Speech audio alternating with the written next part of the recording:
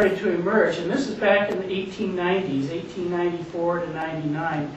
Marconi did some very interesting experiments over in Europe and found that he could create a big spark, and it would send a signal that was receivable. And they were all excited because first it went a couple miles, then it went 25 miles. And anyway, they created a radio out of this, and it took a huge amount of band spectrum. Now, the electromagnetic frequencies are limited. They're not go on forever, so they're limited. So the idea nowadays is to use the least amount of bandwidth that you can to communicate with. Some interesting developments in radio, and I won't bore you along with this. I think it was fascinating. And if you ever want to know what happened to Channel 1 for your TV, I can refer you to the website. Interesting story.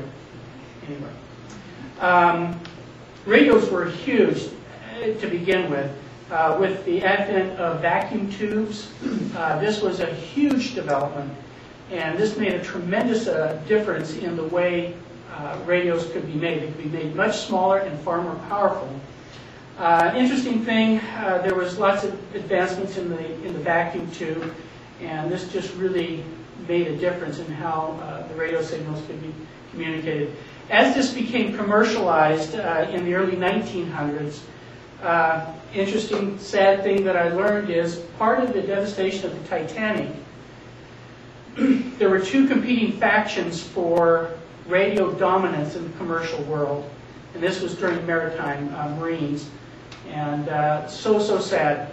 And it came down to a matter of pride. If a certain communication was heard to be from Company A as opposed to Company B, they wouldn't respond to it. And because they used different codes in their Morse code, they could tell who was sending it.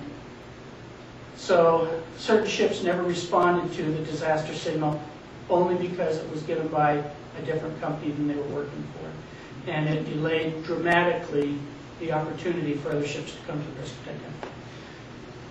So politics enters into radio all the way through this history. 1961, amateur radio now is getting into space with the launch of the Oscar satellite.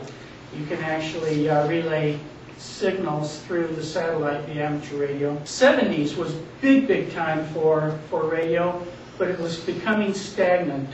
Drop in amateur radio licenses kind of held at about 250,000 in the U.S. and just kind of stayed there.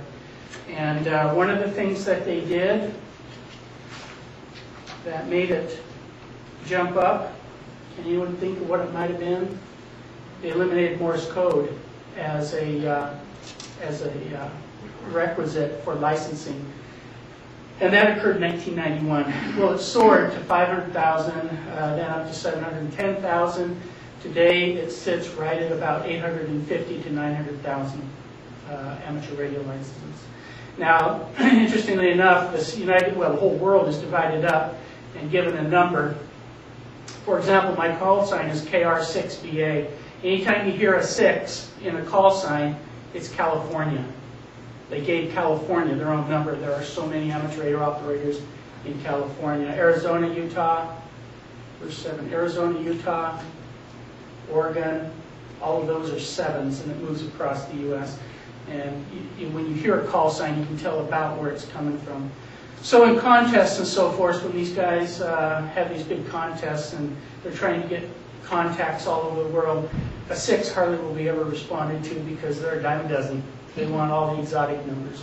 Let me tell you a little bit about radio, some things, and we'll talk a little bit about the differences between some of the communication things that Corey has talked about, why the church has selected, and not only the church for that, but why many emergency response organizations have selected amateur radio as their mode of communication. And there are good reasons for that. First of all, does anyone know how fast a radio signal travels? It's actually about the same speed as light. Just a touch under, but it's so little that they don't even make the difference on there. So it's about the speed of light. On an HF band, when you key up your band and transmit, when you say a word, in 1 second, it's gone around the world 7.5 times. That's how fast it travels. Okay, where did the word ham radio come from? You choose. There's a zillion of them here, and some of them are so silly that I won't go on with that. But they talk about guys at Harvard named Hyman, Almy, and Murray, and they created the first little amateur radio station. When they were about to be wiped out by the big federal government and taken away, they went and pleaded their case, and they talked about these 3 little college students who happened to be H-A-M initials. They called it the Little Ham Station. Not a dry eye in Congress, and they allowed them their frequency spectrum. ARRL, who's the governing body of amateur radio in the United States, has researched that. They cannot find any Hyman, Almy, or Murray at Harvard during those times. Highly unlikely that that was it. Sounds good. So, you know what? Some of these sound pretty plausible, but anyway. If you hear the word amateur, you know, you can hear the amateur, ham, come right out of it. They talk about a Cockney accent from England, screwing it up, and you hear amateur, or however they say it over there. Nothing on that either. Morse code was a big thing because the transition from telegraph to wireless included many of the telegraph guys. Now these guys were professionals. They were smooth. They could really go on that key when they were sending Morse code. So a lot of these guys, when the wires were cut and it went wireless, they moved over, professionally speaking, into wireless. But the wireless communication was still a lot of it Morse code. Morse code is it's a very efficient way to send a message, really, if you know it, because it takes very, very little bandwidth, and it cuts right through interference, where voice can get wiped out by interference, atmospheric, or other stations and so forth. So they still send a lot of their messages via Morse code. The pros that came in and heard the amateurs doing Morse code, because a lot of the amateurs now took jobs as Morse code senders.